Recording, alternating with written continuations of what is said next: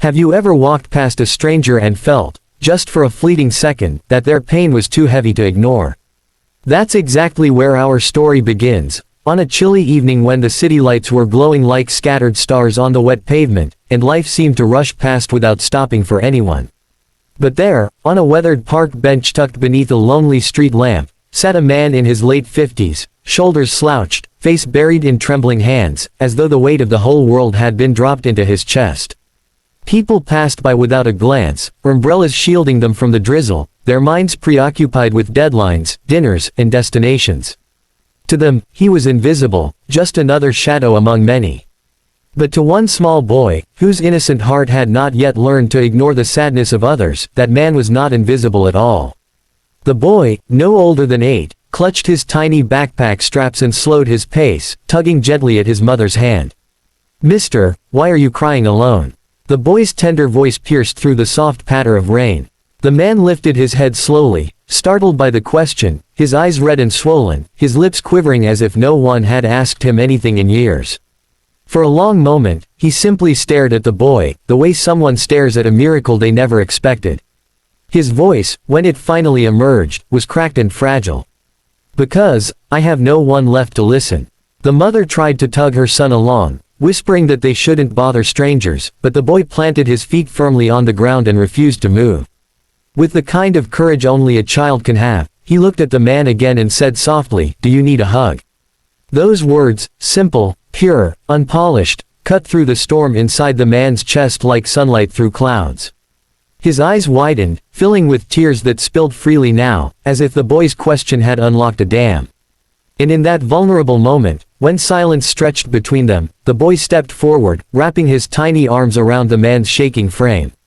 The embrace was clumsy, small compared to the vastness of the man's grief, but it was real. It was warm. It was enough to make him collapse into sobs, holding onto that fragile thread of kindness as though it were a lifeline. You see, dear listener, this wasn't just a chance encounter, it was the beginning of a story that would change both of their lives forever. Because behind every tear lies a story, and behind every story lies a reason. And when you take the time to listen, you might just find pieces of yourself in someone else's brokenness. That night, under the dim light of a lonely lamp, the man told the boy things he had not spoken aloud in years. His name was Daniel, once a proud father and a loving husband. But life, as it often does, had stolen away more than he could bear. His wife, Sarah, had been his anchor, his safe place in a chaotic world, until illness took her too soon. His daughter, Lily, whom he adored beyond measure, had drifted away after a bitter argument years earlier, choosing silence over reconciliation.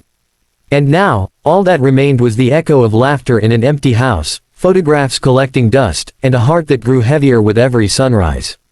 "I sit here every evening," Daniel confessed, his voice trembling, "hoping someone will notice me. Hoping someone will see that I am still here, even if I don't feel alive anymore." The mother, who had intended to pull her son away, found herself frozen in place, tears forming in her own eyes as she listened. The boy tightened his hug, whispering, "You're not alone anymore, mister. I see you." Those words were more healing than any medicine, more powerful than any sermon. They planted a seed in Daniel's weary soul, a seed of hope that maybe, just maybe, life could still hold moments of connection worth living for. And as the rain cleared and the night sky revealed scattered stars, the boy finally pulled back, his smile as bright as the moon. He didn't know the weight of what he had done, nor did he understand how his simple act of kindness had just saved a man from giving up entirely. But he knew one thing, the world felt different now. Kinder, softer, more alive. That night, as mother and son walked away, Daniel whispered a silent promise to himself: he would not give up. He would try, for the boy who cared, for the hug that reminded him he still mattered. And you, dear viewer, as you listen to this story, remember that sometimes all it takes to change a life is a single question, a single gesture, a single hug. So let me ask you now, if this story touched your heart, if it made you pause and feel something deep within, would you give us your support? Hit the like button, subscribe to the channel, and share this story with someone who needs a reminder that they are not alone. Because somewhere out there, someone is waiting for you to notice, someone is waiting for your kindness, and you never know, you might just save their life with it. Have you ever wondered how one small moment, a word, a smile, a hug, can ripple through someone's life and change everything that follows. That's exactly what happened to Daniel after that rainy evening in the park. For years he had walked like a ghost, his heart hollow, his mind weighed down by memories he thought would destroy him. Yet now, every morning, when the loneliness threatened to swallow him whole, he remembered the little boy's voice, "Mister, why are you crying alone? Do you need a hug?" And it echoed in his soul like a lantern glowing in the dark. He could not shake it off, nor did he want to. That simple act of kindness became the thread pulling him back toward life. At first, the changes were small. He started leaving the house earlier, walking to the same park bench where he had once broken down. He carried fresh flowers in his pocket, something he hadn't done since Sarah's funeral. He even smiled at strangers, though the smile felt fragile, like glass that could shatter if handled too roughly. Yet people began to notice him again. A nod from a passerby, a gentle greeting from the old man who walked his dog, even the street vendor who sold him tea began to ask, "How are you today?" They were tiny gestures, but to Daniel they were monumental, proof that the world hadn't completely forgotten him. Still, one wound remained unhealed, his daughter, Lily.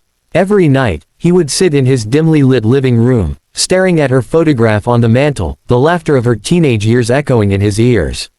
The pain of their last argument replayed in his mind like a cruel loop. She had wanted freedom, independence, dreams he couldn't understand at the time.